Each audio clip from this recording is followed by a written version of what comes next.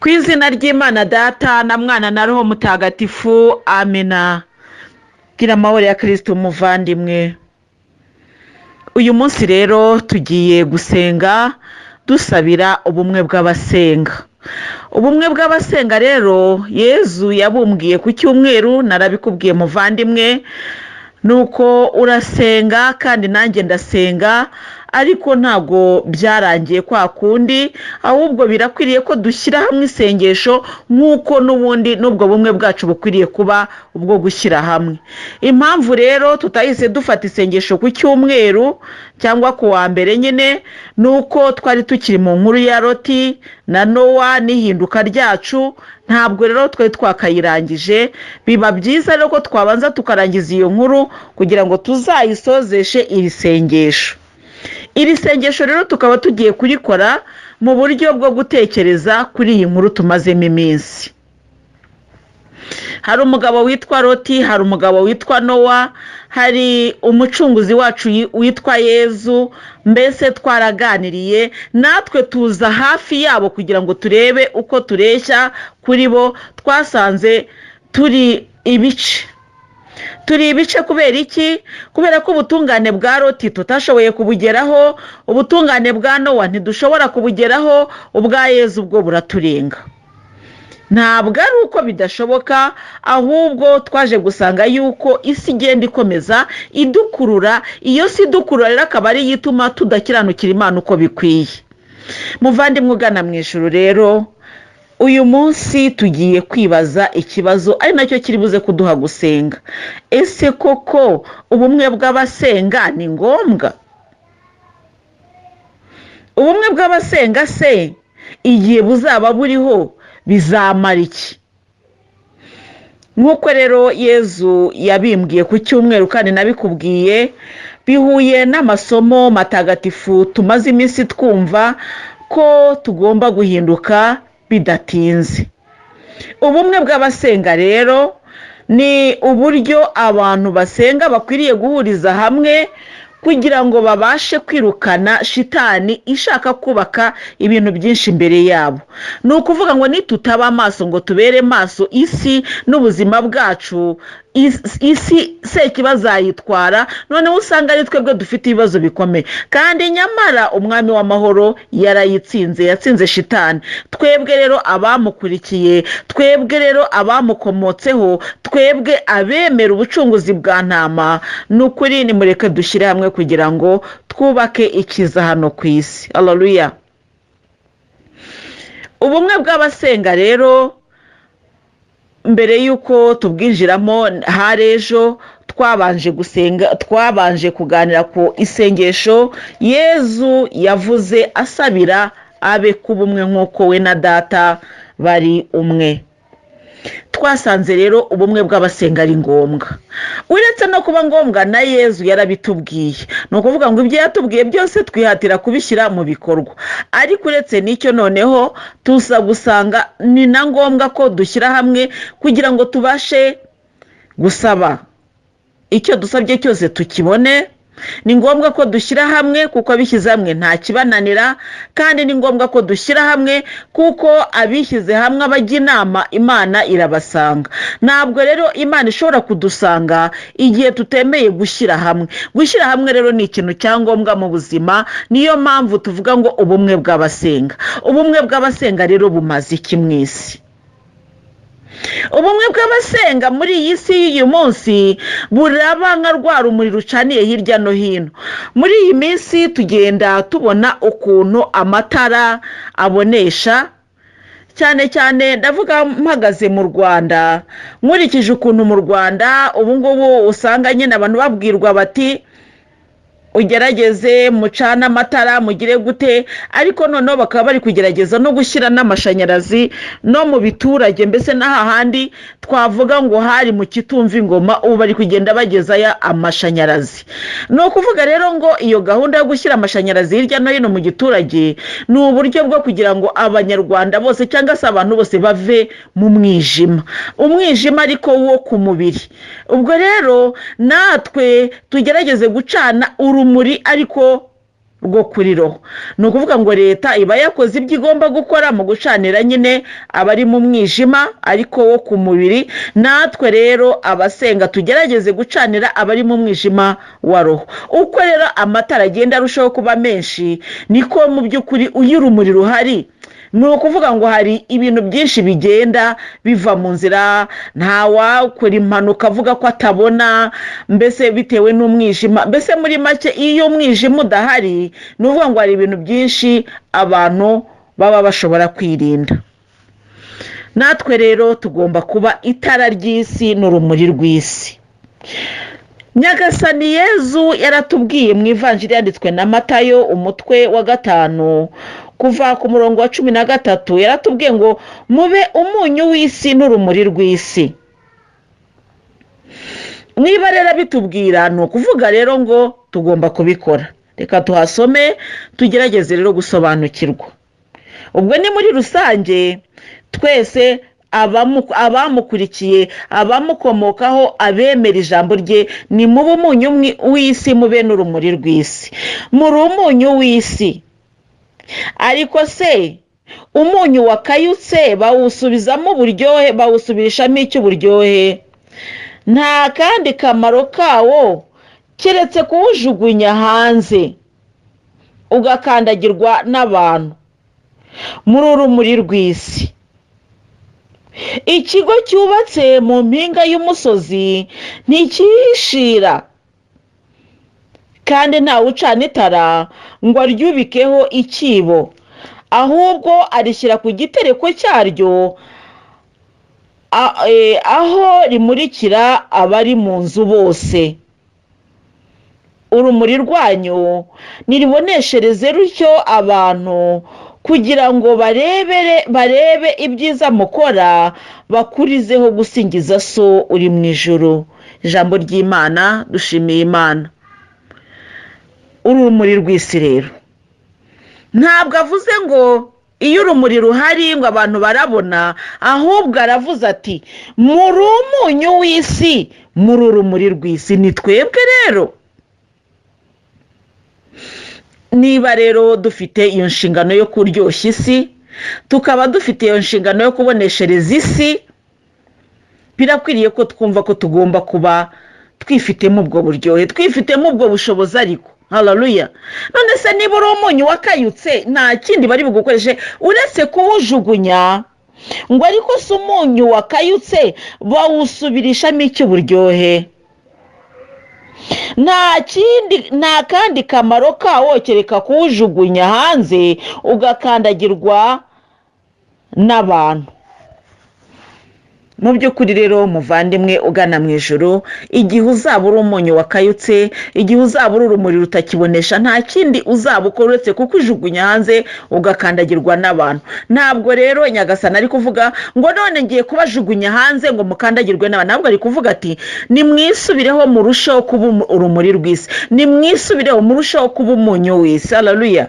Nitwisubireho rero turusheho kuba umunyu w'isi, turusheho kuba urumuri rw'isi. Muri urumuri rw'isi, dore rero akamaro k'urumuri. Ikigo cyubatse mu mpinga y'umusozi ntikihishira. Haleluya. Ikigo cyubatse mu mpinga y'umusozi ntikihishira. Ijambo twavuze tuvuga Imana ntabwo rishobora guhinduka. Muvandimwe ugana mu ijuru ngo rivuge ngo tuvuge ngo ntabwo ngo ntabwo twarivuze. Oya, mbese ikigo cyubatse mu mpinga y'umusozi ntikihishira. Ni ukuvuga ngo uvuga Yezu aramenyekana, uvuga Imana aramenyekana. Haleluya. Kuko abari hejuru, abari mu mpinga y'umusozi, abari hejuru y'abavuga shitani, kabone nawe wabuvuga Yezu wenda ufite ipfunwe cyangwa isoni uvuga uti ntabwo bari bubyumva, ariko burya uvuga Yezu bumuvuga koko. Haleluya. Muvandimwe ugana mu ijuru we, ndagira ngo nkubwire ngo uvuga Yezu bumuvuga koko. Amina. ndibuka ubwo nari mu kigeragezo kinkomereye, hari ubwo nigeze mvuga ntese buse nyagasani mpindukire se mvuge ko atari wowe hari nabonye. Mbese buriya hari igihe uhura n'akago kavuga uti niyo menya hari nkaba Yezu ntaranamuvuze. Hari n'igihe natekerezaga se kuko nyagasani Yezu ubu se mvuge ko atari wowe namenye, ubu se mvuge ko mana we ko wambwiye kuzangirira neza nkanabibwira abantu, none nkaba mbona ko ibintu byankomeranye, ubu se mpindukire mbabwire yuko atari wowe twavuganye. Nkumva ntabwo ari byo. Ngeze aho naricaye ndiyumvira, numva ijwi riraje mu mutima wanjye rirambwira ngo aho wanyuze uvuga Imana.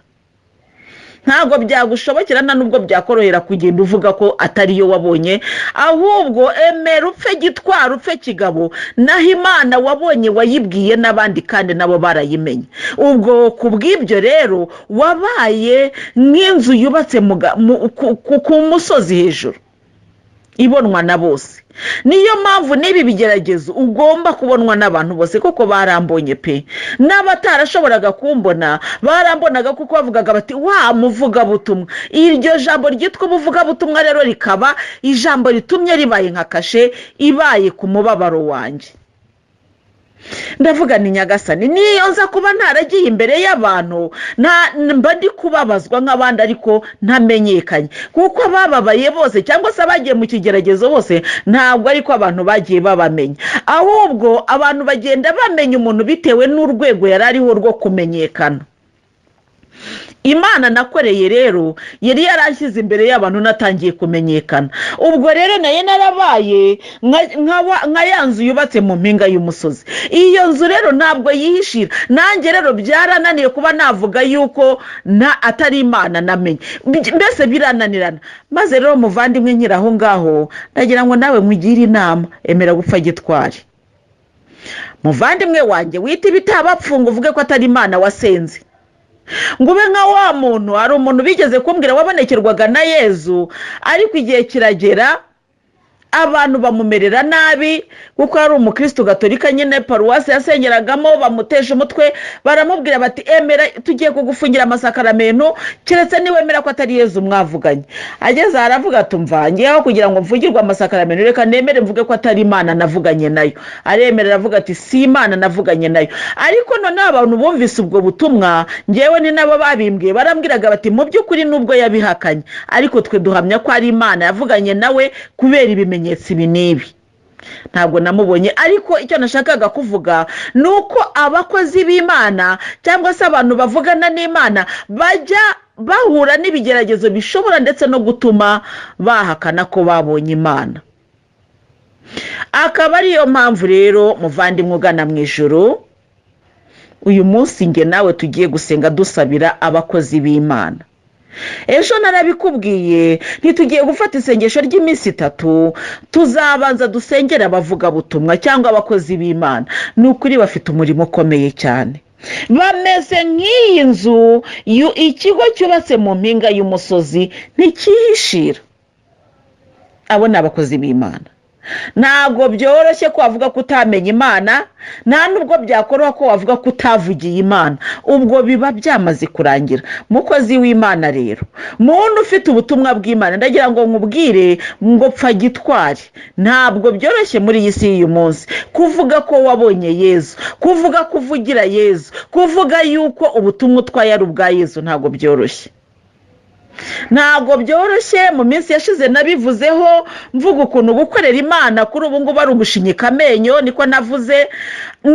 Nukwemera kubabara mu yandi magambo, nukwemera kwitwa igicucu, ikiburabwenge, waba warize ngo ubusenga amashuri yize ngo yamumariye iki, ngo umuntu wize koko ngo abura ubwenge kuriya. Erega gukorera Imana bikaba kubura ubwenge mu maso y'abantu, byitwa kubura ubwenge. Ndibuka igihe kimwe rwose nakoreye Imana birakomera, abantu bamenya ko ndi gukorera Imana, baragenda bashaka uwo twashakanye baramubwira bati reka da umugore wawe aragusebya. Umugore utinyuka kuvuga yuko avugana na Yezu koko buriya ntabwo agusebya. bati wa mugaruye ataragera kuriya mugore rwose ari kugusebya. Umugabo araza aranyicaza arambwira tumva rero mbwira ikintu ukeneye nyiguhe hari kureke kuguma muri biriya bintu byari amasengesho ko biriya bintu ni by'abantu b'abatamutwe. Ndamubwira nta kindi unyeneye cyane cyane ko biriya bintu ntago ari business ndi gukora ariko nta kindi kintu nyeneye. Arambwira ati reka ati ubwo uzi kuri gutanga ubutumwa abantu barimo kuza bakabimbwira. Ati bambwiye gusengera muri Saint Paul, byari icyo gihe twari tugitangira gusengera muri Saint Paul. Ndamubwira ntariko wambabariye rwose nkisengera. Ati reka ati ibyo bintu byo kunsebya ubwo noneho bibaye iki? Ibyo gusebya urugo, ibyo gusebya umutware mu Rwanda niko tubita. Ugasanga nyine bitangiye kuzana ikintu kitari cyiza mu rugo. Imana ishimwe yageze harabyumva aranandika rwose ndakora, ariko bandi babivugaga bo ntago barekeye aho, bakomeje kujya bamubwira ngo se ngo nawe warabyemeye, ngo umuntu ngo ataye umutwe ngo nawe urabyemera. Noneho ugasanga nawe avuga ati abantu bakomeza kumbwira, ariko ukabona ko mu by'ukuri we yabyakiriye. Ku buryo hari n'abantu bajyaga kumureba bakavuga bati, umuntu akavuga ati mfite ikibazo iki n'iki, ati wasanze umugore wanjye ko numvise ngo asengera abantu bagakira. Ni ukuvuga rero ngo we niyigeze ambwira tusengere, kuko yavugaga ati reka ati byaba ari uko mbese kwa kundi abantu bamubwiraga nawe akumva ko byaba ari nko gutiza umurindi ibyo bisazi by'uwo mugore. Ariko uko biri kose akajya abona icyiza gituruka kuri ibyo bintu, noneho akajya nawe yohereza abantu ati mugende musange umugore wanjye abasengere. Ni ukuri ibyo ngibyo byarabaye, kandi Yezu yakomeje kugenda aduteza intambwe, kuko ndibuka ko ari n'igihe kimwe yari arwaye rwose, arwaye ibirenge. Ndamubwira ngiye kugusengera Yezu agukize.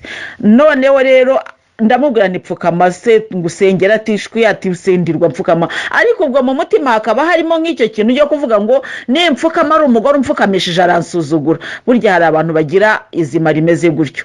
Ariko narasenze rwose ndamureka ariryamira ndamusengera, ariko ibyo bintu yari yarwaye munsi y'ibirenge byarakize. Ni ukuvuga iki rero? Nawe byagiye bimuhamiriza yuko koko y'Imana ihari. Ubwo rero muvandimwe ugana mu ijuru, aho ngaho hampaye kuvuga ku bavugabutumwa. Hari abavugabutumwa b'abagore bavuga ubutumwa abagabo babo batumva, bavuga ubutumwa se abaturanyi babo batumva, kandi abo baturanyi nibo bahindukira bakaza kubwira wa wundi ngo cinegera umugenzi wawe kugira ngo aceceke, kuko baravugaga bati twebwe nitukubwira ntacyo biri buze gufata. Bagaheraho bagahitamo ko babibwira uwo twashakanye kugira ngo byitwe ko umugabo atabishyigikiye.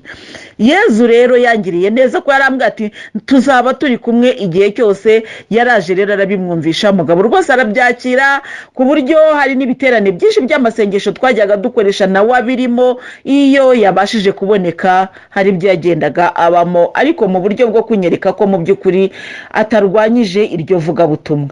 Nubwo rero atarirwanyije, ariko abantu bari bagerageje kumucaho kugira ngo barirwanye baciye muri we. Muvandimwe ugana mu ijuru, nkaba mbivugiye kugira ngo dusengere abavugabutumwa mu mpande zose barimo, mu buryo bwose barimo, mu buryo bwose bari gukora umurimo w'Imana, kuko umurimo w'Imana muri iki gihe ntabwo byoroshye. Ntabwo byoroshye kubera iki? Muri iyi minsi Sekibi yibasiye abantu. Sekibi arashaka gushyira umwijima ku isi. Noneho yabona umuntu uzanye urumuri, ubwo ni ukuvuga ngo wa muntu abaje kurwanya iby'umwijima. Ni ikibazo rero. Nayo mpamvu abakozi b'Imana benshi bafite ibibazo binyuranye. Haleluya. Iyo rero usengera umukozi w'Imana, iyo umva umuntu ngenda avuga ngo afata inshingano nk'iyi ngiyi akavuga ati ngiye kuvuga ubutumwa bw'Imana, ni ukuri muvandimwe, icyo wamuha Imana yakiguhera umugisha. Ariko niyo utagira icyo umuha gifatika, byibuze niyo wamusengera, kuko uyu murimo ngewe nkurikije igihe gitoya amaze kuwukora nasanze ari umurimo ugoye cyane. Icya mbere cyo ni umurimo uguteranya n'abantu. Birumvikana nyine hari abantu batabyishimira kandi bikaba ibibazo rwose. Uguteranya n'abantu mu buryo bwinshi cyane. Hari ubwo umuntu akubwira ikintu ukumva ntabwo kijyanye n'umurimo ukora, ukamubwira uti ntabwo bishoboka. Iyo mubwiye gutyo rero ari umuntu wenda wari ufite icyo yari afiteho inyungu ari wowe ukimubujije, ubwo urumva ko wa murimo uguteranyije n'abantu. Umurimo w'Imana uduteranya n'abantu, kuko hari ubwo umuntu aba gushakaho wenda icyo udafite. urugero hari nk'abantu wenda bambwira bati ngwino dusengere rwose usengera abantu bagakira ngwino nsengere namubwire ntabwo ndi buboneke kugira ngo nze ngusengere akandakarira akaba yavuga ati nta nubwo ashaka kuza kungeraho maye se ngewe yangeraho ndi umukene agatangira gushyiraho bya bindi abantu bajya bashyiraho ariko bitari byo ntashake kukumva kubera yuko atekereza yuko ijambo ry'Imana utwaye ryakabaye rigiwe rigakora icyo ashaka. Hari abantu benshi rero bajya bagirana ibibazo n'abakozi b'Imana. Uyu murimo rero ndagira ngo nkubwire muvandimwe ntago ari umurimo woroshye. Mu gihe maze nkukora guhera wenda nko muri 2001 kuko nibwo natangiye gukorera Imana ku mugaragaro, ntabwo ari umurimo woroshye pe. Yezu yawumereyemo inshuti nyinshi, ariko ntabwo njya nirengagiza no kuvuga ko ari nabo twanganye kubera umurimo w'Imana. Kuko Yezu Kristo yavuze ngo ntabwo naje gutera ubumwe, hari aho hazaza amakimbirane n'ubwivangure nuko bizajya bibaho. Hari umuntu rero uba ukuriho agufiteho inyungu runaka, iyo wamaze kumenya Imana rero ukavuga uti iyo nyungu ntukiyimbonyeho, ubwo nyine murumva ko ari ikibazo. Haleluya. Muvandimwe rero uyu murimo Imana yawumereyemo inshuti nyinshi, uyu murimo ariko nawugiriyemo n'ibibazo byinshi. Umuntu uramubwira uti nambaye ubusa mpakenda, aho kugira ngo aguhe umwenda nk'uha runaka agaha umwenda nk'uha umukozi w'Imana. Ubwo rero no kujya kuvuga ko yahaye umukozi w'Imana no kuvuga ko wa mukozi w'Imana yawuhaye wa mwenda wamusaziyeho, burya birihuta kurusha uko yaba yawuhaye umuntu usanzwe. Ni ukuvuga iki rero, ngewe nshobora kugira ikibazo nka ngewe nazi wawe mwitabaza ntubone ko ari ngewe, ahubwo ukabona ko ari Imana muri ngewe. Ibyo ntabwo ari bibi, ariko dore akaga kagiye kuba kuri ngewe igihe uzatekereza ko ari Imana muri ngewe, ukama ikintu wenda ukabona wenda wampaye igitenge. Ni urugero mfashe, umpaye igitenge wenda ukabona cya gitenge wenda nakidodeshejemo ikabutura, tuvuge wenda nashakaga kujya muri picnic wenda nakidodeshejemo ikabutura, ni urugero. Ubwo rero ntago ifatwa ni urugero ariko nafashe kugira ngo numvikanishe ko ibyo uhaye umukozi w'Imana kenshi na kenshi bisona cyane kurusha ibyo waba wahaye umuntu usanzwe. Icyo gihe aravuga ngo nubwo avuga ngo umuntu umukozi w'Imana se ngo sinamuhaye igitenge ngo akakidodeshamo ikabutura, mbese muri make ukumva cyakoreshejwe mu buryo hari wowe utifuzaga ko gikoreshwa kurusha ko wari kuba wagihaye wenda runaka nk'umuntu ku giti cye. Reka wenda nongere mbivane muri ubwo buryo, twongere dufate urundi rugero kugira ngo tubyumve neza. Tuvuge ndagusabye ni muvandimwe nta tike mfite, nshaka kujya Kibeho, ni urugero mfashe. Bavuze yuko paruwase yacu hari abantu bashaka kuzajya Kibeho ariko nta gatike mfite. Ese ntiwamfasha ukampa tike? Ngewe nanjye nzagusabira umugisha, kuko buryo uguhaye wese uramusabira. Ubwo wowe ukama iyo tike nk'umuntu ugiye Kibeho. Ni ukuvuga ngo icyo gihe uhaye wa muntu w'umukozi w'Imana ntabwo yitwa itike wahaye runaka mu mazina ye, ahubwo ni umukozi w'Imana wahaye itike yo kujya Kibeho. Urumva ko bibaye nk'ibisonye cyane kurusha uko wenda twara abantu babiri, umwe ni umukecuru wo muri karitsiye ushaka itike nanjye. Iyo tukugezeho rero ayo wahaye wa mukecuru uyafata nkaho ari umuntu wafashije kujya Kibeho, ariko ayo wahaye wa wundi witwa ngo ni umukozi w'Imana uyashyiraho, navuga ngo uyashyiraho n'ikindi kintu. Reka nkubwire ukuntu kigiye kujyaho kandi urabyumva. Noneho rero umuntu araje muraganiriye atari kuziko runaka umukozi w'Imana ejo namuhaye, ejo roho w'Imana yarambwira ngo nimwoherereza agatike ajya Kibeho. Bigahurana nuko nawe wenda wari wayamuhaye, kandi wenda wayamuhaye atari yabona wenda uwo muntu Imana yohereje muri ubwo buryo. Kuko abakozi b'Imana nabo tujya twirwanirira, njya mbikora. Hakaba ubwo Yezu ambwiye ati ngiye kukohereza aha n'aha, ngewe namara kumva ko ngiye ngatangira gutegereza itike, nabona itinze nkavuga numva rero Nyagasani Yezu ngiye kwirwanira itike nshaka uwo nyisaba. bijya bibaho. Noneho rero ubwo wenda yayigusabye mbere yuko roho w'Imana yohereza uwo yayihaye. Noneho wabimubwira gutyo ugatangira, ariko abo bantu b'Imana uziko nabo babeshya, uziko nangeje, uziko yanyatse itike, utuvuge wenda iyo muri abantu b'abanyamagambo, uziko yanyatse itike ambwira ko agiye Kibeho, none se ko ari wayamuhaye yanyakiraga itike. Abantu b'Imana bubu ubwo bihinduka iki? Yewe n'abakozi b'Imana b'ibinyoma, erega aba ni babahanura b'inyoma bavuzwe mu minsi ya nyuma, aba ni abahanura b'inyoma, bikitwa ko mbaye umuhanura b'inyoma hejuru y'itike wenda y'ibihumbi 5 wari umpaye. Kurusha uko wa mukecuru wayihaye ntiwanamenye niba hari n'abandi bamuhaye, mbese nta kindi wamenye cye, ariko wa mukozi w'Imana wamenye byinshi kuri we, kubera ko mu by'ukuri aba afite uwo murimo usa naho utuma ajya hejuru y'abandi. Nicyo narishatse kuvuga. Nujya umusabira rero muvandimwe, ujye usabira umukozi w'Imana utekereza yuko ari ku murimo ukomeye.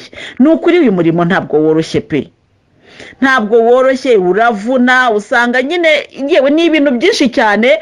Umuntu agiye wenda mu bintu navuga ngo bitari ibibi byawo, sinzi niba ndi bubyita ibibi byo gukora umurimo w'Imana, ariko nawe ufite mbese muri make ufite avantage na inconvénient.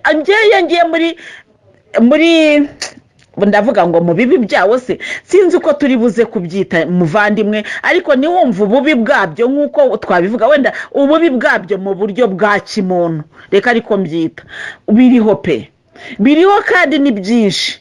Hari uko kuntu nyine ujya kureba ugasanga ni umurimo wagushyize hejuru y'abandi, kandi uko kuba hejuru y'abandi akenshi na kenshi kubera ko turi mu isi y'umwijima, ntabwo ba hejuru y'abandi mu buryo navuga ngo buryoshye, oya, kenshi na kenshi nyine ni ibibazo. Iyo urebye rero n'abigishwa ba Yezu ukareba n'abagiye bakorera Yezu n'abandi bagiye bakorera Imana, usanga uko bagiye barangiza ubuzima baragendaga bahura n'ibibazo, bikakwereka rero ko uyu murimo wifitemo ibibazo, uyu murimo wifitemo imibabaro.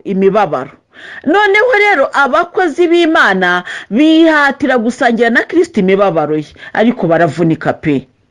Niyo mpamvu rero tugiye gusengera abakozi b'Imana mu bibazo bahura nabyo, mu ngorane bahura nazo, mu nzitizi bahura nazo, bakora umurimo w'Imana. Nukuri ni nyinshi. Reka rero nge nawe tujye ku mavi tubasabire. Mu bumwe bw'Abasenga birakwiriye ko tubona abakozi b'Imana bazima, kuko nibataba bazima n'ubutumwa ntibuzaba bwiza, nibataba urugero, nibataba cya giti cyiza cyera imbuto nziza, muvandimwe ugana mu ijuru, nabwo ntabwo bizaba ari byiza.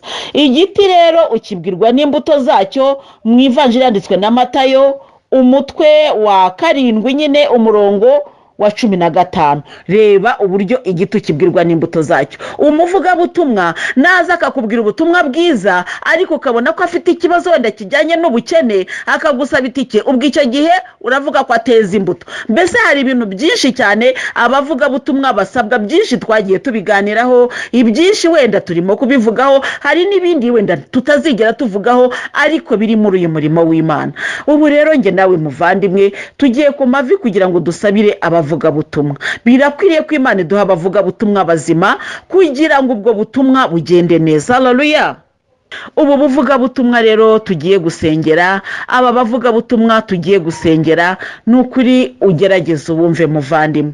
Nibyo koko bagenda bahura n'ingorane nyinshi, ariko hari n'ababuza urumuri. Ni ukuvuga rero ngo muri uyu murimo w'Imana harimo ingorane ziterwa n'akazi umuntu akora, arizo navuga ngo ingorane zijyanye n'akazi, ariko kandi hakabamo n'abavugabutumwa bitwara nabi, ntibera imbuto. Igiti kibwirwa n'imbuto zacyo rero. Muri tondere abahanura b'inyoma babasanga inyuma basa n'intama, naho imbere ari ibirura by'ibihubuzi. Muzabamenyera ku mbuto bera. Hari usoroma imizabibu ku mahwa, cyangwa se imitini ku mikeri? Burya igiti cyose cyiza cyera imbuto nziza, naho igiti kibi kikera imbuto mbi. Igiti cyiza ntigishobora kwera imbuto mbi, n'igiti kibi ntigishobora kwera imbuto nziza. Igiti cyose kitera imbuto nziza baragitema bakakijugunya mu muriro. Nuko rero muzabamenyera ku mbuto bera. ijambo ry'Imana, dushimiye Imana. Izi mbuto rero hari abavugabutumwa batazifite, nacyo tujye tukimenya. Nubwo navuze ingorane abavugabutumwa bahura nazo, ubwo nge navugaga abavugabutumwa ba nyabo kuko barahari, ariko hari n'abiyitabo kandi atari bo, akaba ari ba bandi rero bakunda gushaka kuba barusahurira mu nduru. Hari umuvandimwe mu minsi ishize wambwiye ati nagiye gusenga rwose, n'umuntu wakundaga kuba kure y'amasengesho, ariko roho w'Imana aramusanga ngo amujyana mu rusengero. Aragenda, agezeyo rero aranyandikira ati nagiye gusenga. Bigeze nimugoroba arambwira ati nubwo nagiye gusenga sinzasubirayo. Ni ngaho re, ubu none se ufashwe n'ibicyati nasanze ari abatekamutwe gute se? Ati abantu baturisha inshuro 5 cyangwa 6 mu isengero rimwe, buri kanya nimuture, buri kanya nimuture. Ati nge naje gusanga ari abantu bishakira amafaranga. Ubwo ivugabutumwa ry'abo bantu ryabaye ngo amafaranga. Niko uwo muvandimwe yambwiraga, niba ari byo simbizi, ariko we niko yabisanze. Aba bavugabutumwa rero bakora gutyo nabo babaho, bahora bashaka indonke mu butumwa. Akakuzanira ubutumwa ariko yamaze kugutangetingaho kashi, yamaze kubona aravuga ati hariya tu kashi irahari. Abo bavugabutumwa nabo barahari. Abo rero nabo tugomba kumenya uko tubitwaramo, kuko ijambo ry'Imana riratubwira, ridutungira urutoki, riducira n'amarenga, rikavuga ngo muzabamenyera hehe? Ku mbuto bera. Imbuto rero bera nizo zizatuma, haleluya, nizo zizatuma tumenya niba koko ari bo. Kuko ntabwo umuvugabutumwa muzima azaza kukubwira ubutumwa ngo narangiza uyoberwe ko ari ubuvugabutumwa buzima. Nta nubwo umuvugabutumwa upfuye, ufite ubutumwa bupfuye, ubwo nicyo nshaka kuvuga, azabuvuga ngo azarinda arangiza utaramenya ko atari ubutumwa buri bwo. Ni ukuvuga rero ngo Imana ubwayo irirwanirira ku bavugabutumwa, ku bana bayo. Ariko muvandimwe ugana mu ijuru, nubwo Imana yivugira, nubwo Imana ubwayo ariyo navuga ngo yisobanurira iby'abavugabutumwa, hari n'abavugabutumwa badutera ibibazo, badutera urujijo. Ugasanga umuvugabutumwa cyangwa se umuhanuzi cyangwa se mbese umuvugabutumwa n'umuntu uwo ari we wese uzana iryo jambo avuga ati Imana yambwiye, Imana irambwiye, akakuzanira rero iryo jambo, yari kugezaho ukumva wapi nta kigenda. Noneho rero wakumva nta kigenda, ugatangira kwibaza se iyi ni Imana yamutumye? Hari abantu benshi rero bajya banyandikira ambwira ati umuntu yaransengeye ambwira gutya, ese koko ni ubuvugabutumwa? Ese koko ni ubutumwa koko? Mwumva rero rimwe na rimwe harimo n'ibyo bibazo wenda byo gushaka gukabya. Hari umuvandimwe ejo bundi wampamagaye arambwira ati nararwaye, nararembye, kandi koko yararwaye, yaraheze mu buriri. Ati abantu bari kuza kumbwira ngo nintahindura idini ngo mve mu gatolika ngo njye gukora ubutumwa bwiza muri ADPR ngo ntabwo nzakira. Ariko ndavuga ntariko ngewe ndumva Imana abantu batangiye no kuyikabiriza. None se Imana yaremye ADPR nagari yaremye gatolika? None se ADPR baremwe n'Imana ukwayo, abagatolika baremwa n'Imana ukwayo? Ngewe rero numva hariho gukabya. Ngewe naramubwiye ni muvandimwe, niba hari ikintu wumva wakosherejeho Imana mu buryo bw'umurimo wayo, yisaba imbabazi, irakubabarira, ariko ntabwo ari ukubera kutagiye mu idini riniri. Bibaho ko Imana iguha ubutumwa, bibaho pe. Imana ikagutuma ngo genda unkorere, ukabihinyura ntujyeyo.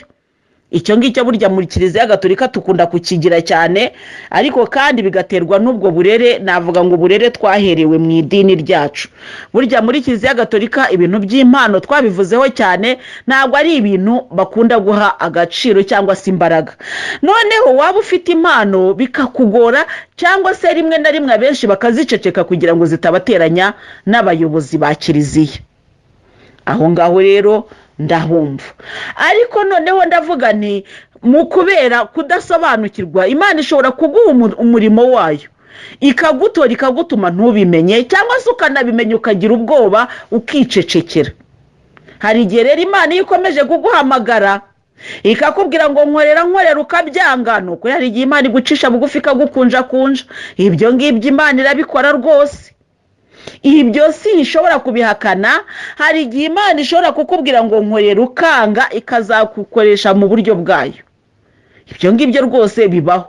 Nanjye nyagasani Yezu kugira ngo mpaguruke gukora, Yezu yaramaze kuntumaho intumwa zinyuranye avuga ati ngiye kukwambura izo mpano kandi nzakomeza kukubaraho nk'ukizifite kuko wanze kunkorera. Ntabwo ari uko ijwi ntaryumvaga, nukuri pe, ijwi ry'Imana rega ntazajya no kubeshya ngo ntabwo yaryumvise, ntabwo bishoboka.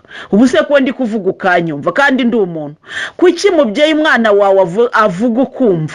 Wenda tuvuga kana kararyamye nagahinja ko karira ukumva, ushaka kumbwira ko Imana izavuga ukayoberwa ko Imana yavuze? Ntabwo bishoboka. Ahubwo habaho kwirengagiza ijwi ry'Imana, ariko iyo yavuze urumva. Kandi reka nkubwire, nivuga ntiwumve uzayibwira uti Imana ntabwo numvise. Nayo ndabizi neza ko itazakora, ko ntabwo iri iyobewe ubwenge se. Ubwo se ko abantu bavuga bakumvikana, Imana niyo itazihijwe kugira ngo ibwire umuntu yumve. Ni ukuvuga ngo abaninira Imana baba banumvise. Ntazagira umuntu ubeshyera Imana urumva ngo ngewe Imana ntabwo yabisobanuye ngo niyo mpamvu ntabikoze. Oya, iyo ubimbwiye gutyo ndakubwira ntoya, icara ubanza usiganuza Imana, ufata igihe cy'amasengesho urebane nayo, ubanza uyibaze. Haleluya, haleluya. Samweli atorwa yumvise Imana imuhamagara, akayoberwa ngo se ngo ninde umpamagaye, agasanga Heri aho yararyamye ati se ni wowe umpamagaye? Atoya. Kugeza ubwo yamubwiye ati niyongera kuguhamagara umubwire gutya. Imana rero iguhamagaye urumva. Muvandimwe ugana mu ijuru, ntuzigere uvuga ngo ngewe rero ngo niba ari ubutumwa bw'Imana mfite, ngo niba ari Imana ngo simbizi. Oya, humura, niba ari izakwisobanuririra. Ngewe ijwi ry'Imana ryaraje ndaryiyumvira pe, ku buryo nangaga gukorera Imana nkanayikwepa, ariko nzi neza ko ariyo. Mvuga nuko biri kose iri jwi niryo nararyumvise ko ari ijwi ridasanzwe. Ndavuga ni ntabwo ndi burikorere, kandi nkamubwira ni Yezu ntabwo nzagukorera, ni waba gukorera rwose. Ntibahora bambaye ibintu bigera ku birenge, nigenda cyashaka kwirira isi nkumva mbese ndacyashaka kwibera mu isi. Muvandimwe ugana mu ijuru, Yezu Kristo yagiriye ubuntu arambwira ati rero ibyo uzakenera byose nzabiguha ariko nkorera. Nuko nanjye ndahaguruka kuko nza kumukorera, ariko yarakoze ndamushima. Yarakoze yuko yankebuye kuko nari nabyanze riga, namuhunze. Yezu agacangaca hariya nkakwiyepa nkigendera, antumaho ati dore rero nakwirutseho urananiye, ariko ngiye kuzikwambura impano naguhaye kandi nkomeze nzikubareho nk'ukizifite kubera ko wanze kuzikoresha. Numva ngize ubwoba, uzikubarwaho impano udafite. Biba ari ikintu gikomeye cyane. Ndavuga ni wapi, ni Mana nyere kuko ngukorera mpaguruke ngukorere. Ubwo bya bindi rero nitwazaga, bya bindi naragize urwitwazo kugira ngo ntamukorera, nabirambitse hasi. Ndavuga ni Yezu ndaje nje uko ndi, kandi nje gusanga ngo unyakire unkoreshe ugushaka kwawe, kuko nta mpamvu yo gukomeza kwirukankana nawe. Yezu ndagukunda urabizi. Yezu kutagukorera nuko ndi gushaka isi, ariko naje gusanga isi itaruta Yezu. Ndavuga nawe kubundi isi nkomeje kwirukanka ngo ndashaka ngo kurgisira, ubundi se nzayirya wiki? Sinywa inzoga ngo nzayinywaho, sinkunda rwase. Mbese ari ibintu burya mu burere tuba tutarigeze duhabwa. Ndashima Yezu wandinze kunywa inzoga, njya mushima cyane. Nakuriye mu idini Gatolika, ntawe ukubuza kunywa inzoga, ariko Yezu Kristo yazimbujije ku giti cye. Njya nibuka ko rwose nkiri mutoya iwacu bacuruzaga byeri, uwo ufunguriye icupa ati banza usogongereho mwana wanjye, tugasogongera, twirukaga dusogongera amacupa, ariko sinigeze mbasha kunywa inzoga. Abavandimwe abo twakuranye bakabishobora, ugasanga nk'abana b'urungano rwose banywa inzoga, ariko nge zarananiye. Nanazinywa rwose indi kabyimba ikenda gusandara rwose, nkavuga ni singiye kuzanywa ibintu bintesha umutwe, ikimpaye amahoro ni ukutanywa inzoga. Ni Yezu wandinze. Iyi si rero hari n'ibindi bintu byinshi cyane nagenda nguha ingero z'ibintu nyagasani yandinze ndi umwana, ngatinya rero kubikora aho mariye gukura. Havuga nari kubundi iyi si Yezu yarambwira ati kubundi iyi si uyishakamo iki? Mbwira ikintu kikuryoheye ku isi nzakiguha. Nari isuzumye ndakibura, sinzayibyinaho, sinzi kubyina, sinzayinywaho inzoga, sinkunda kunywa, sinzayirya ibiryo byinshi, ngewe nkunda ibiryo bikeya rwose, ibiryo byose ndabirya, mbese ku buryo nta kintu na kimwe wanshuturisha ngo uvuge ngo turagutega iki ngiki kibaye nk'umutego, nta na kimwe. Sinkunda ruwaziri, sinkunda ambiyanse, sinkunda picnic. Ubundi iyi si ku mugani nyihambiriyemo iki? Naje gusanga rero Sekibi ajya duhumisha utuntu dutoya, ubwo yankangishaga kuvuga ngo Yesu agiye kugukoresha utari iyi si, ni Yesu wimfata mbanze ngisi. Ariko nashubije amaso inyuma nsanga nta si mfite kurya, ntayo. Mbese ibyo byose nabishyira ku murongo neza, akavuga ati ese abarya isi wenda nabagira gute? Nkamubwira niba nabagira gutya, ati ese ibyo urabishaka? Ntabwo mbishaka, ngewe ibi ntabwo mbikunda. Mbese nasho gusanga Sekibi yari yarampagaritse imbere ikintu cyitwa kurya isi, ariko nsanga niyo si nabeshyaga ngo nshaka kurya ntafite n'amenyo ayirya. Noneho mbwira Yesu nawe ko wari uzi n'ikindi, ni ukuri byose ndabiretse. Arambwira ati rero mva, Yesu ni mwiza, ni ukuri utazakunda Yesu akanga kumukorera ntazavuge ko Yesu yabaye igisambo. Ni mwiza Yesu. Yarambwiye ati dore urutonde, ibyo nige wamwibwiriye. Yaraje ati kudashaka kunkorana reka mbanze ngisi.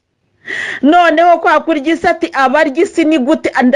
Nige wabimutondekeye. Ariko nimuntu akagira gutya nsanga ati urabishaka ibintoya, ati kurya isi kundi ni gute? N'umuntu agasohoka akishima n'inshuti n'abavandimwe, urabishaka? Ntoya ngewe ntabwo nkunda kugenda, sinkunda rwose. Mbese bigahurirana nuko mu by'ukuri ayo menyo yari yarayankuye nkiri muto, ariko sinari nzi ahubwo ko ntayagira. Nza gusanga rero bya bindi umuntu yita kurya isi nta na kimwe nkunda, nta cyambujije. Cyo tucyumvikaneho.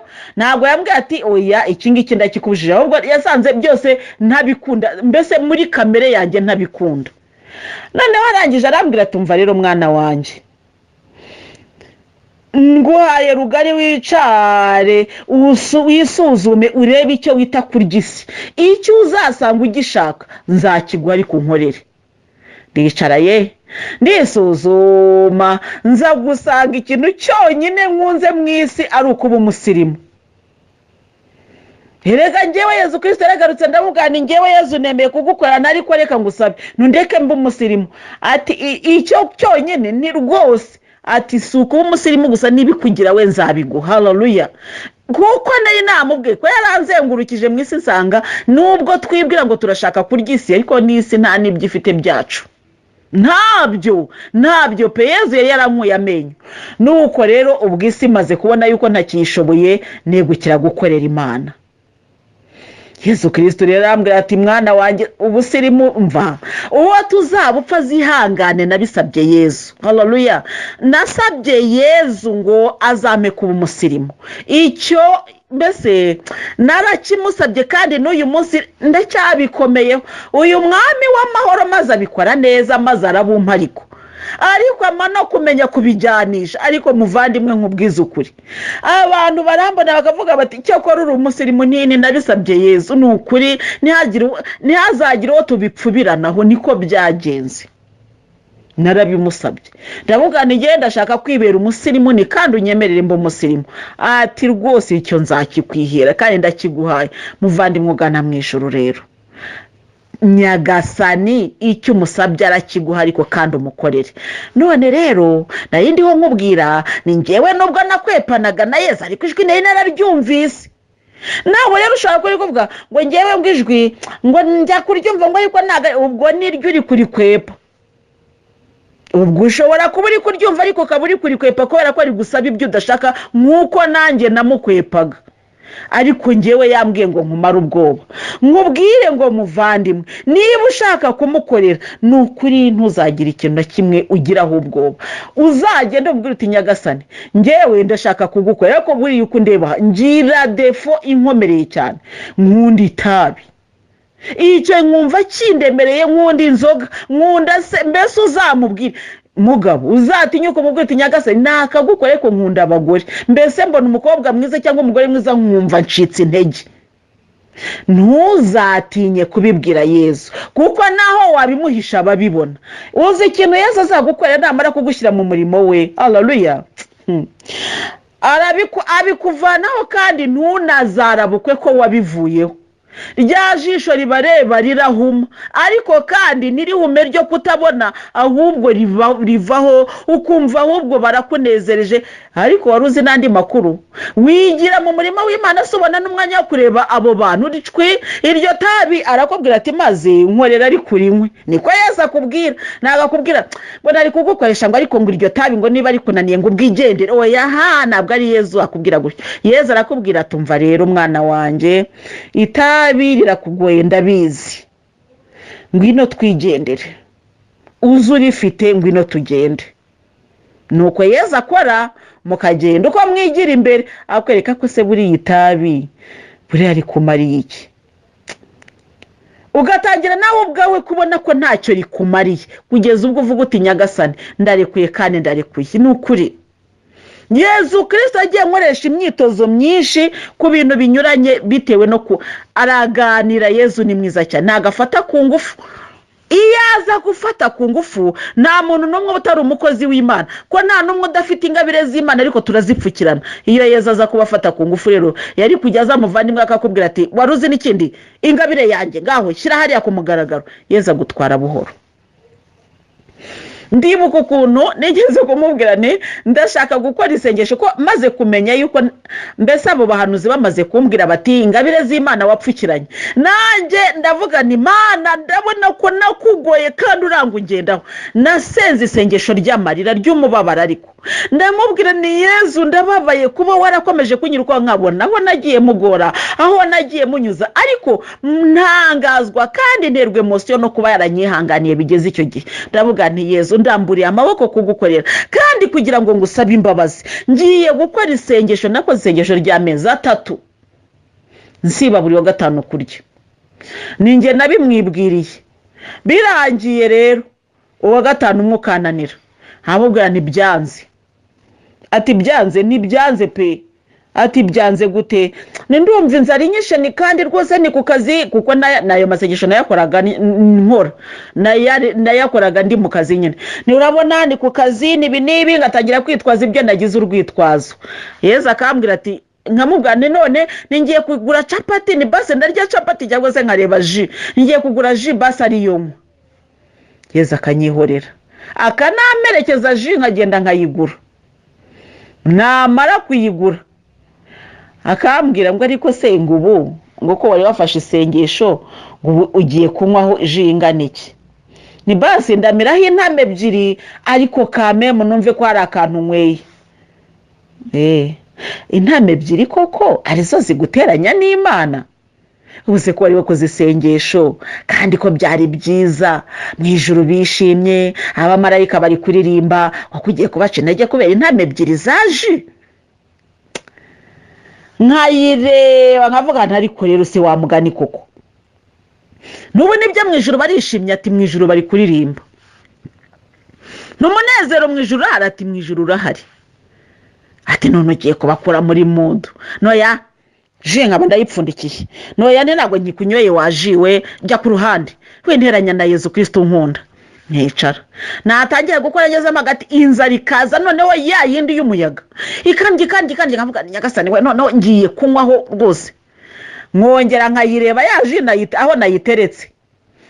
Ati se urumva ikiye kwinywa? Ningiye kwinywa n'ukuri, mbabarira. Ati se kureba hasigaye unisura urafungura sangahe? Ndafungura wenda tuvuge niba ari 12:00. None se kureba 10:00 zigeze, amasaha 2 koko wihanganya amasaha ngaye kuva mu gitondo, amasaha 2 ni yakunaniye. Nkiyumvira ntoya, ariko koko wamuganire kandangiza uyu munsi. Mbese muri make byaje kurangira ntakiri muri gahunda yo kuba najya kuvuga ngo ndahirahira ndagura kaji, ndahirahira ndagira gute. Mbese byaje kugera ubwo nsanga koko ngomba kurambura amaboko koko nkakorera Yesu. Ariko Yesu ntabwo yigeze ambwira ngo nta soni, ngo ubwo urashaka kujya kugura ji ngo kugira ngo umwe wasibye. Ntabwo ari Yesu waba ari gukora gutyo, agutwara buhoro akakuganiriza. Muvandimwe narindi kugukebura nkubwira nti niba ushaka gukorera Yesu ariko ukaba ufite ingesi ikunaniye, genda ujye kwa Yesu niyo ngeso. Ariko reka tugaruke, wimuhisha arabizi. Reka tugaruke rero mwibwirire. Petero Yezu amutora yamusanze ba 12 abenshi Yezu yagiye atora yabasangaga he? Ntabwo yabasangaga ku nkombe bari kuroba. None se ko Yezu yababwiraga ati nimunkurikire nzabagira abarobyi b'abantu, bagata inshundura zabo bakagenda, wumva hari kamere zabo babaga bataye? Kamere barazigendanaga. Uko bagendaga babana na Yezu niko zagendaga zitakara kugeza ubwo ababwiye ati se namwe murashaka kwigendera? Baramubwira ngo twasanga nde wundi Nyagasani. Haleluya. Aho barahageze. Haleluya. Niba rero muvandimwe ugifite kamere nukuri witinya kuyijyana kwa Yezu, ngenda kubwira ngewe reka nkubwire muvandi ugana mu ijuru, wereka nkubwiza ukuri. Umumararungu Louise, nzakubwira ubutumwa ariko ntibagiwe kuri umuntu. Ngewe ntago nzakwirukankanisha ngushyira ku gipimo cyo hejuru cy'ubutungane.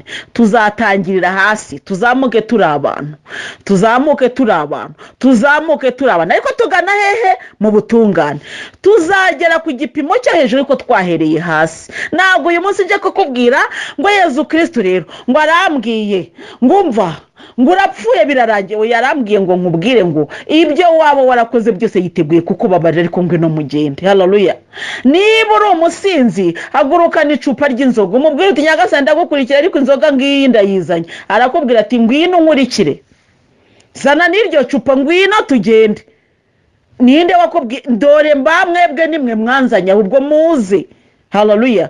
Tugahagurukana ayo macupa, abandi bagahagurukana bya bindi byose bakagenda. Uko ugendana na Yezu arakubwira ati ariko nk'iryo cupa kwari ngewe umara inyota, nk'abandi umugati w'ubugingo bw'iteka, iryo cupa rikeneye meke ukarijugunya. Ba bandi bari batwaye impamba bazi ngo tuzajya kwa Yezu ariko kandi tuzatwara n'impamba. Bagezeyo bazi ko ari agahamba kabo bitwariye. Yezu Kristo arababwira ati kazane, aragatubura agabura n'abandi bose bari bari aho ngaho. Haleluya. Noneho rero ndagira ngo nkubwire ngo icyo twajyanye tujya kwa Yezu, haleluya, icyo twajyanye dusanga Yezu atwereka ko nta gaciro gifite, akatwihera ibindi. Wa wundi wajyanye utugati 5 n'amafi 2 ntabwo ariwe, nukuvuga ngo twatugati 5 nawe ntitwari kumuhaza, ya mafi 2 nawe ntiyari kumuhaza n'umuryango we. Ariko noneho haleluya, Yezu yarabifashe arabitubura. Wa muntu yariye agatebo k'imigati kandi yarafite imigati 2. Wa muntu yariye amafi 5 kuko Yezu yaramutuburiye. Bivuga iki rero? Yajyanye utwo duke, Yezu Kristo atugira twinshi kugira ngo ahe n'abandi. Ubwo no kuvuga ngo mu yandi magambo ni nkaho yatesheje agaciro bya bindi wa muntu yari yihambiriyeho, amwereka ko washobora gukora ibirenze ibyo ngibyo. Haleluya. Ba bandi rero bagiye ntacyo bafite, Yezu yarabagaburiye bararya barahaga. Ba bandi bari bafite kwiheba bavuga bati inzari zamudutsinda inyuma, barariye barahaga. Abari bitwaje agahamba bimwe byari byaragaze barabijugunye. Mbese muri make ntabyo bari bafite uretse uwo muntu wari ufite utugati 2. Uwo mwana nawe ni umwana. Muvandimwe ugana mu ijuru rero ndagira ngo nkubwire ngo nuhaguruka ugiye kwa Yezu, yagushatsemo umuvugabutumwa yakwigombye, uzagenda umusanga ukuri. Haleluya. Umubwire uti nje ukondi kandi nje ngusanga unyakire. Haleluya. Navugaga rero ku bavugabutumwa ko nabo tugomba kubasengera, kuko hari abigaragaza nk'abafite igiti cyiza ariko kandi mu by'ukuri ari biyambitse uruhu rw'intama ariko imbere ari ibirura. Abo rero nabo bariho. Twaraganiriye mu minsi ishize ngufasha gushishoza kugira ngo umenye uko abo bantu uzajya batandukanya. Mu minsi ishize twabiganiriyeho, ntabwo ndi bubisubireho uyu munsi, ariko hari bikeya nshobora kukubwira mu byo abo bavugabutumwa bigaragaza nk'abakozi b'Imana atari bo, ibyo mu bimwe mu byo bitwaza. Baza bakubwira ubutumwa bwiza ariko burimo n'iterabwoba. Ni byinshi, ariko ubutumwa bw'iterabwoba ni ubwa mbere. Ubundi bwa kabiri ni ukukwereka ko ibyo wakoze Imana idashobora kukwakira, akaza akagushyira ku kipimo cy'ubutungane kidashoboka. Ni mwihana ibyaha, dore ibyaha byawe bimaze gukabya, none Imana yavuze ngo tura amaturo 80,000 ngo kugira ngo Imana ikubabarire. Mbese ugasanga harimo ikintu cy'amananiza. mu murimo w'Imana nta mananiza abamo, kuko iyi Imana ishaka kutunaniza iba yaraturangije. Muvandimwe ugana mu ijuru rero, abavugabutumwa tugiye gusengera, abavugabutumwa twifuza ko tubana nabo, nibo Nyagasani ashaka ko dusaba muri iri sengesho tugiye gukora. Bityo nawe ushobora kuba uri umuvugabutumwa utari ubizi, cyangwa se ushobora kuba hari umugisha ufitiye ku bavugabutumwa. Nawe rero niyo mpamvu tugiye nge nawe kujya ku mavi kugira ngo dusengere babandi bose. Haleluya. Kandi Imana yo mu ijuru iratwumva, na bya bindi twasabye twarabihawe, n'ibingibi rero tuzabihabwa humura, kandi wizere ko tuzabibona. Haleluya. Tugiye rero gusenga dusabira abavugabutumwa kugira ngo Imana ibagwize, nukuri tubone abavugabutumwa beza kandi benshi. Haleluya. Kwa Yesu yaravuze ati, umurima wa data imbuto zirahari zireze, ariko abasaruzi ni bakeya. Musabe data rero yohereza abasaruzi, kuko imyaka ireze ariko abasaruzi ntabo. Muvandimwe ugana mu ijuru rero, nawe Nyagasani aragushakaho umusaruzi mwiza. Niyo mpamvu nari ngusabye ngo dusabire abavugabutumwa. Wenda nawe ushobora kuba uri utari ubizi, Imana izakugira we, cyangwa se hari abuzi, ariko reka tubasabire. Haleluya. Nyagasani turagusaba, itorero intumwa zawe nizo watoye zose, zibona imbaraga zawe, zisarura imitima. Turagusabye dawe Nyagasani Mana, Kiliziya yawe abayobozi benshi bayikwiye, bakwitabe. Nyagasani turagusaba, itorero intumwa zawe nizo watoye zose, zibona imbaraga zawe, zisarura imitima. Turagusabye dawe Nyagasani Yezu, ntama w'Imana ukiza ibyaha by'abantu, turi imbere yawe. Aha niho duciriye bugufi, turasenga tukwereka umurimo wasize utangije hano ku isi w'ivugabutumwa. Nubwo benshi bawuryaniramo bagashaka kugira ngo bawugire indonke zabo, bagashaka kuwugira nka bizinesi, abandi bagashaka kuwugira ngo bawukuremo icyubahiro n'inda nini. Ariko Nyagasani Yezu, ndakwinginze kugira ngo bose ubababarire. Haleluya. Bababarire Nyagasani Yezu, ubahe guca bugufi maze bagukorere. Haleluya.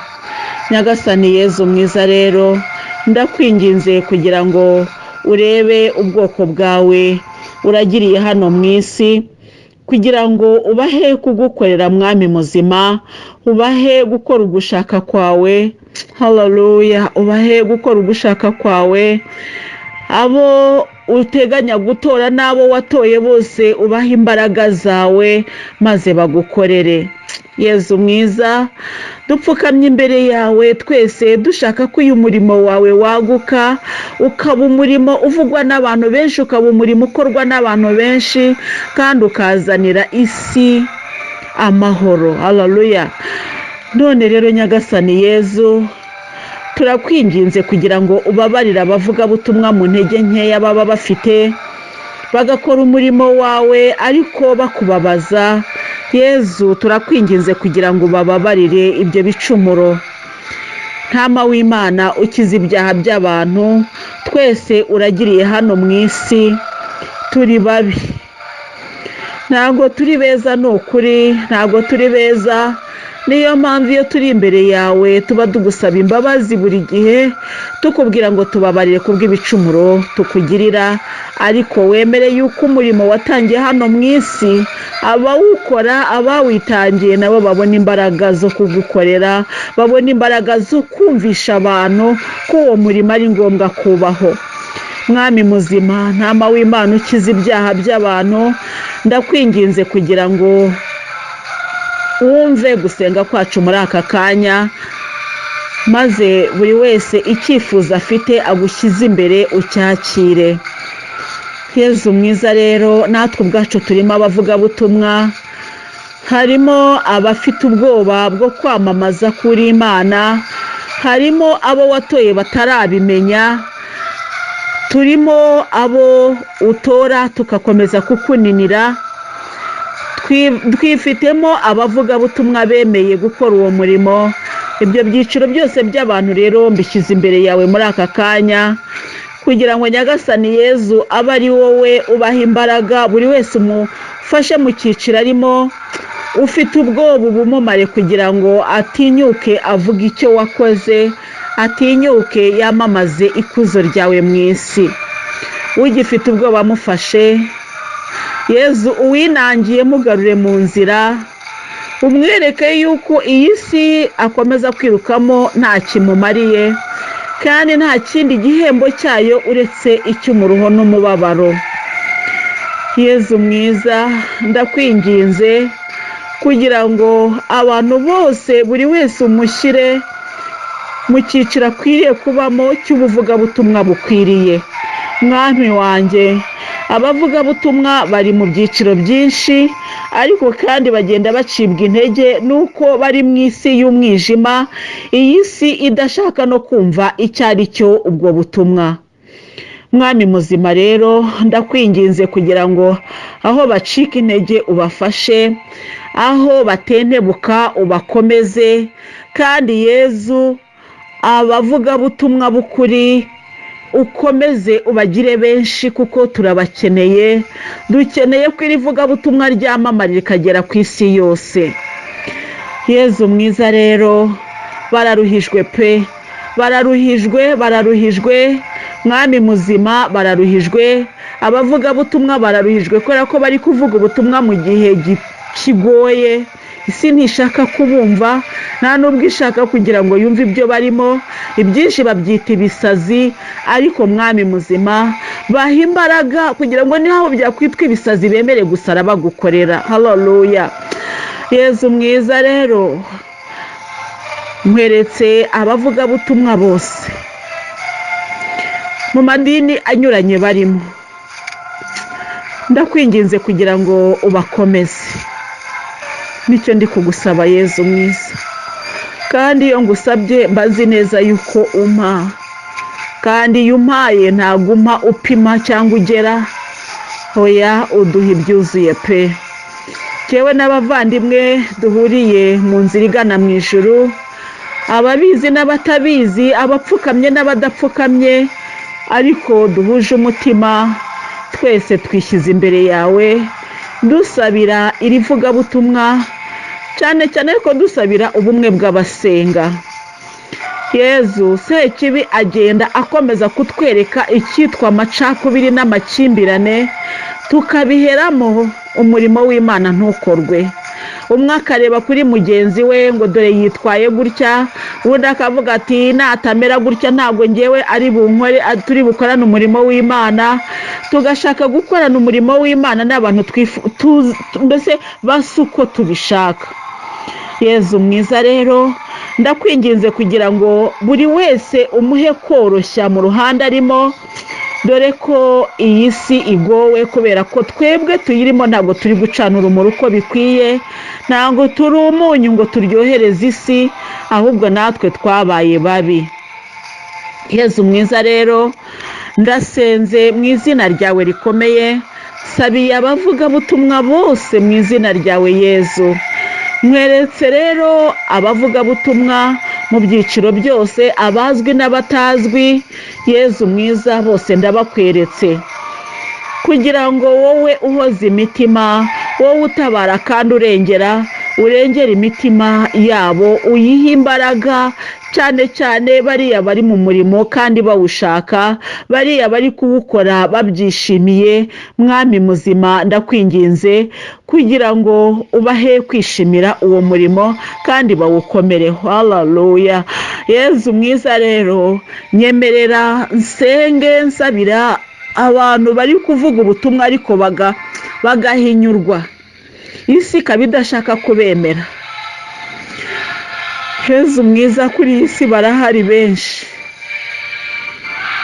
Mpereye Kibeho hari abantu bagiye batanga ubutumwa ariko ntibwemerwa, n'abemejwe hari ubutumwa batanze butemejwe. Ibyo byose rero ni ibintu biba bikwiriye kutwereka yuko mu isi harimo ibibazo byinshi, hanyuma tukajya ku mavi tugasenga. Twebwe rero abasenga ntabwo dushyize hamwe mu by'ukuri, ku buryo ahenshi usanga abantu barwanyana, ahenshi usanga abantu ari bo bacirana abandi intege. Mbese muri make abasenga ugasanga ari bo bafashe inzira yo guca bagenzi babo intege. None rero Yezu, ndakwinginze kugira ngo muri iri sengesho udufashe kandi udutabare, uturengere cyane, maze abantu bafite inkota yo guhemukira abandi mu buryo bwo kubatesha inzira y'ubutumwa, Yezu mwiza, ni ukuri nabo bahindure, kuko nabo ntago borohewe pe.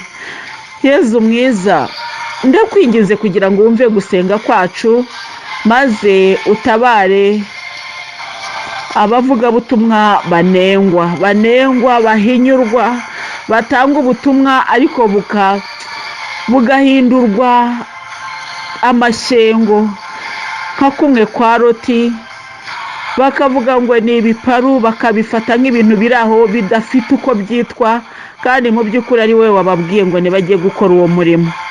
Ntabwo biba byoroshye Nyagasani Yezu, nawe urabizi, kandi nawe muri iyi si warahabaye, wabonye ukuntu gukora umurimo utishimiwe bivuna.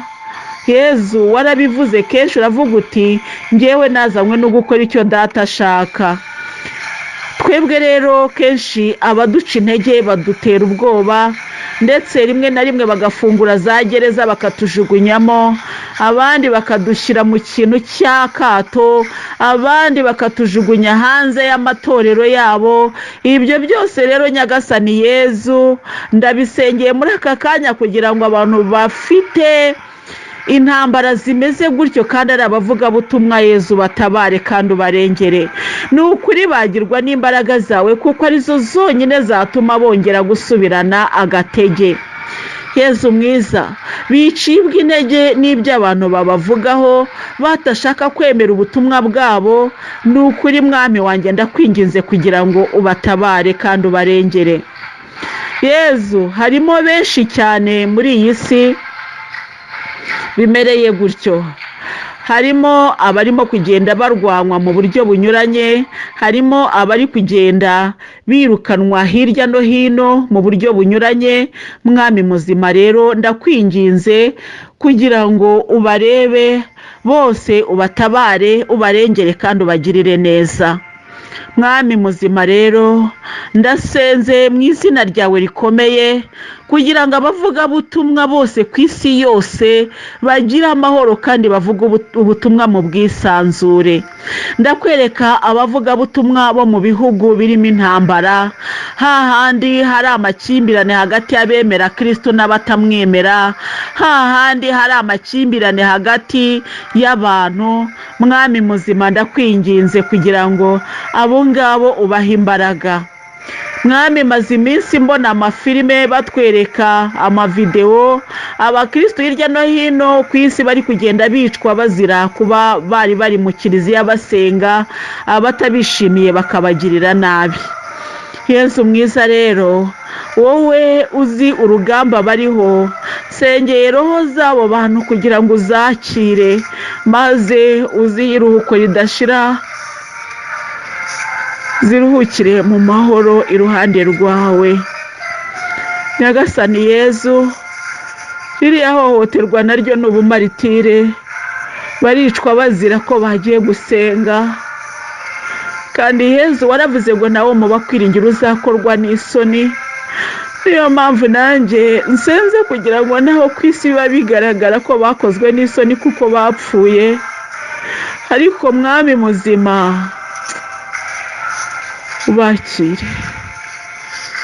ubakire mu rumuri ruhoraho, mu rumuri rw'agatangaza.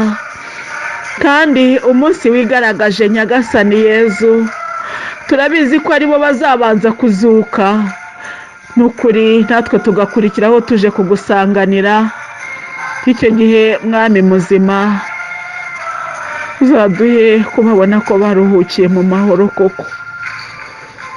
Yezu mwiza rero, ndasenga kandi ndakwinginga, mfatanyije isengesho n'aba bavandimwe turi kumwe muri uru rugendo rugana mu ijuru, kandi nzi neza ko ntacyo twagusaba ngo ukitwime. Buri wese muri twebwe afite ibimuremereye bitari iby'ubuvugabutumwa ariko aremerewe. Ibyo rero twabishyize ku ruhande, twabirambitse hariya hakurya. Twaje imbere yawe tuje kukubwira yuko dusabira umurimo w'ivugabutumwa ku isi, cyane cyane iri vugabutumwa riri gukorwa mu bihe bikomeye by'umwijima.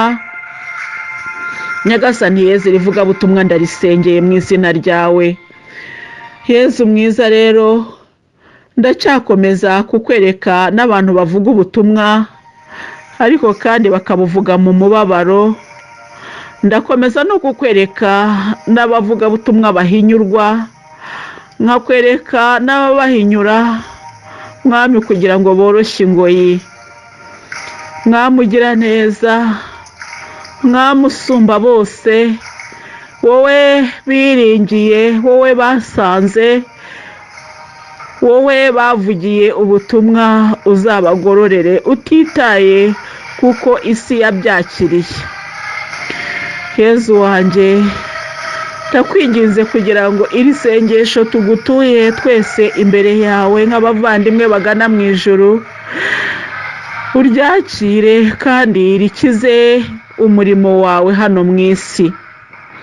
Uyu murimo ukorwa mu buryo buvunnye kandi bugoye, nongeye kukwereka kugira ngo abo wahaye gushinyiriza ngo bawukore n'ukuri ubaye kuwukora neza. Mweretse kandi n'abawukora mu buryo bw'ubwisanzure kugira ngo bawukore neza. Yezu, ntabwo nabura no kukwereka abawitwaza bashaka gushaka indonke zabo, mwami kugira ngo nabo bagarure mu nzira ikwiriye. Nukuri nibareke kuguma kuyobya intama zawe, ahubwo nibagaruke nibisubireho kandi bahinduke, maze uriya murimo biyitirira ko kuzababere umurimo w'ingirakamaro. Yezu, ntabwo wanze kubatora, ahubwo ntibigeze bategereza isaha yawe. Ndabasengeye rero kugira ngo nabo bace bugufi, bemere yuko ari wowe Mana itabara kandi irengera, kandi kutuma abo ushaka. Yezu mwiza rero, nongeye gusenga sabira abavugabutumwa cyane cyane bo muri Kiliziya Gatolika, abatarahawe ubusaseridoti bakaba ari abavugabutumwa, ababonekerwa hirya no hino. Abo ngabo rero ndabakweretse ku buryo bw'umwihariko, kuko nzi neza yuko uwo murimo bakora utaboroheye. Ntabwo byoroshye Nyagasani Yezu, mwami wanjye, nanjye nihereyeho mba mbona ko ari ibintu bikomeye cyane, ntabwo byigeze binyorohera na gatoya. Yezu urabizi Yezu. Yezu urabizi, rega si ngombwa ko nkubwira byose, nawe urabizi. Ariko ndagushima aho utugejeje dukora, yewe ku buryo bw'umwihariko ndagushima ku ntama wagaruye mu rwuri biciye ku ijwi wampaye. Yezu mwiza, abo wagaruye mu rwuri biciye kuri iri jwi wampaye. bose bose bose bose bose bose bose bose bose bose mwami wanje, bose Yesu mwiza, ndabazanye imbere yawe Mana, ndakwingize kugira ngo ubakire, ubahe umugisha, ubahe umugisha, ubahe umugisha, ubahe umugisha Yesu, ubahe umugisha, ubahe umugisha mwami wanje, ubahe umugisha, ubahe umugisha Yesu, ubahe umugisha Yesu, ubahe umugisha, ubahe umugisha Yesu, ubahe umugisha, ubahe umugisha, ubahe umugisha, ubahe umugisha, baha umugisha, baha umugisha mwami wanje, baha umugisha, ibyo bakora bibatunganire mwami mwiza. Haleluya. Ndasenze mu izina ryawe, ndasenze mu izina ryawe Yesu, ndasenze mu izina ryawe Yesu, ndagushimiye iri jwi wampaye. Hari abarikunda kandi ryabagaruye mu nzira ikwiriye, hari abatararikunze, hari abatararyumvise kuko ritarabageraho.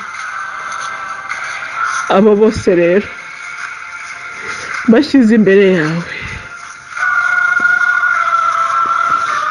Yesu mwiza, barambitse imbere yawe kugira ngo bagirire neza bose, nta n'umwe nkuyemo, bagirire neza kandi nanjye mu imbaraga zo gukomeza kukwamamaza. Narakubwiye ngo nzagukorera kugeza mpfuye, nariyemeje ariko ntashobozwa nawe mu imbaraga. Mwami wanjye, mfukamye imbere yawe kandi nciye bugufi cyane, nshoboza mwami wanjye, ndabishaka ariko sinjye wabishobora, ahubwo Yesu ndakwingize kugira ngo ushoboze gukora umurimo wawe uko bikwiye, kandi n'izi ntama wagaruye mu rwuri unciyeho zigumemo. Haleluya, zigumemo. Haleluya, zigumemo. Haleluya. Yesu mwiza, warasenze uravuga uti dawe, nta n'umwe nshaka kuzimiza mu bo wampaye. Nanjye rero nsenze nsubiye mu magambo nk'ayawe, ndakubwiye ngo nta n'umwe nshaka kuzimiza mu bo wampaye.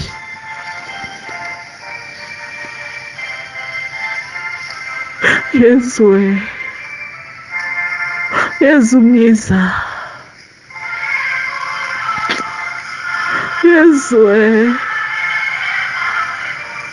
Yesu mwiza, nta n'umwe nshaka kuzimiza. Yesu mwiza, kandi ndakwinginze, nzi kuzabinshoboza. Nongeye kwisabira ubwanjye ku giti cyanjye, kuri kamere iyo ari yo yose yatuma ntera imbuto uko bikwiye, ipfe mu izina ryawe. Aho ngenda bigura intege kubera intege nkeya z'umubiri, aho nanirwa kugera kubera ko nta bushobozi bwo kuhagera, Yesu umbabarire. Hari ubwo njya nkubwira ngo ntabwo niba ufate moto ngiye mu butumwa bwawe, ngo niba ushaka gukorera uzamu buryo, Yesu umbabarira. Mba niganyiriye nk'umuntu, ndisabiye, nsabiye njyewe w'inyuma, ujya aca intege njyewe w'imbere, akamubuza kwihuta, kandi arampaye ubushobozi. Yesu mwiza rero, iri sengesho ndigutuye ntari njyenyine, nubwo ku buryo bw'umubiri mpfukamye njyenyine, ariko nzi neza ko nifatanyije n'abavandimwe banjye hirya no hino ku isi, aho ubutumwa buzagera hose buri wese azumve ko afite inshingano yo gusabira abavugabutumwa, kandi buri wese nanjye ubu butumwa buzageraho musabye inkunga y'isengesho Yesu, kugira ngo ngukorere uko bikwiye, kugira ngo nere imbuto nziza. Haleluya.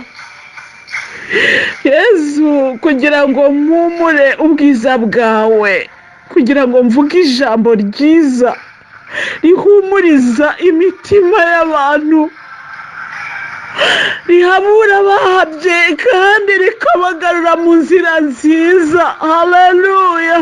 Yesu, ndakwinginze kugira ngo ubikore ku buntu, kandi nzi ko uzabikora. Mwami wanjye rero, ntacyo ukora udafite gahunda, nta n'icyo ukora utakizi. Niyo mpamvu mu izina ryawe rikomeye nsenze kugira ngo uduhe imbaraga. Haleluya. Uduhe imbaraga uhereye ku bakozi bawe, ukomeze uko ushaka kandi icyo ushaka gikorwe. Yesu mwiza rero, urakoze cyane. Nukuri iyo ndi imbere yawe numva nakubwira byinshi, kuko mba mbifite pe.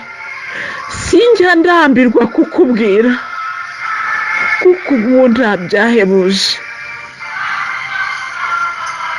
Sinjya ngira ubute bwo kukubwira, kuko utajya undambirwa. Sinjya ntinya kubwira abavandimwe ngo baze tugusange, kuko iwawe duhora twakirwa neza. None rero Nyagasani Yesu,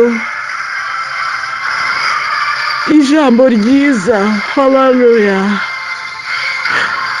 impano nziza waba warampaye, icyo umugisha wampaye cyose, sinshaka kukirya njyenyine, sinshaka kugikoresha njyenyine, ndashaka kugira ngo n'abavandimwe turi kumwe mu rugendo rugana mu ijoro dusangire.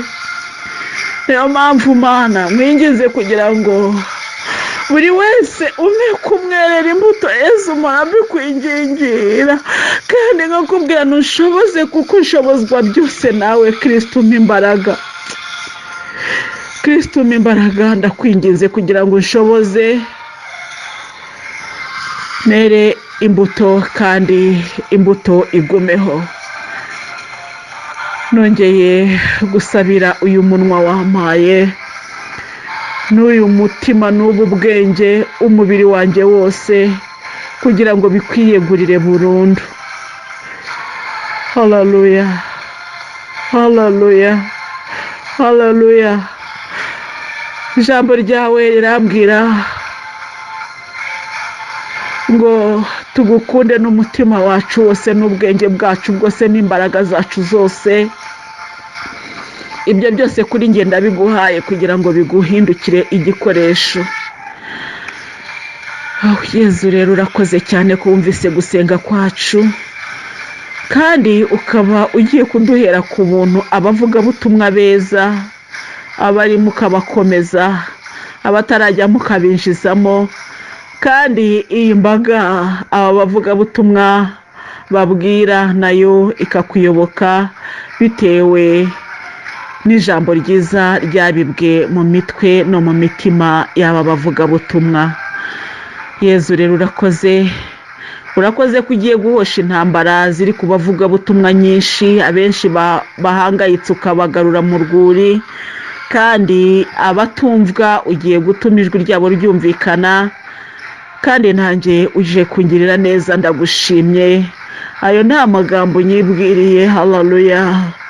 Nzakomeza kugushima no kukubaha, n'ukuri uri Imana yacu ubu n'iteka ryose. Amina. Ku izina ry'Imana Data na Mwana na Roho Mutagatifu. Amina.